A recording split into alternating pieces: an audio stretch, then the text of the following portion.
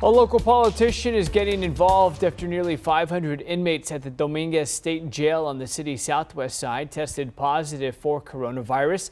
Eyewitness News reporter Mariah Medina spoke with State Representative Philip Cortez about his response to the spread of the virus in that facility.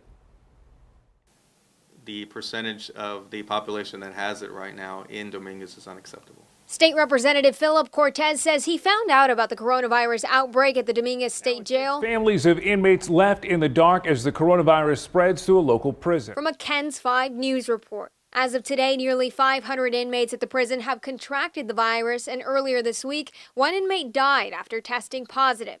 Families with loved ones at Dominguez State Jail say they rely on handwritten letters to get updates on their health and living conditions, since calls are restricted due to the lockdown, and visitations have been suspended since March. That's very hard for me to deal with because we don't know when we're going to see him again. We don't know when he's going to be able to call. The reports prompted Cortez to contact the executive director of the Texas Department of Criminal Justice this week to see what more could be done for the families of inmates, including weekly phone calls. One action item is stronger communication lines with me, but also more importantly with the loved ones or family members of those inmates that are currently battling coronavirus there at Dominguez.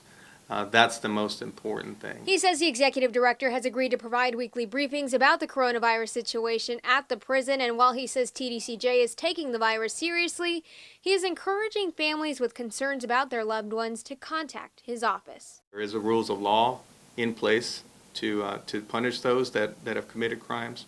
However, that doesn't make them any less of a human being. Mariah Medina, KENS 5 Eyewitness News. And if a virus outbreak isn't enough, sweltering temperatures across the county today have relatives of inmates at the Dominguez State Jail concerned as well. The jail is not fully outfitted with air conditioning, leaving inmates to bear the scorching heat. State Representative Philip Cortez represents the district where the jail is located. He says when he last toured the facility, only some parts were air conditioned. These 104 temperatures that we're expecting over the weekend, I wouldn't want any person to be dealing with that here in Texas. And so, yes, I would advocate and support ensuring that all of Dominguez has something as basic as air conditioning. Relatives of inmates say that they would protest outside of the jail, but they fear making conditions worse for their loved ones.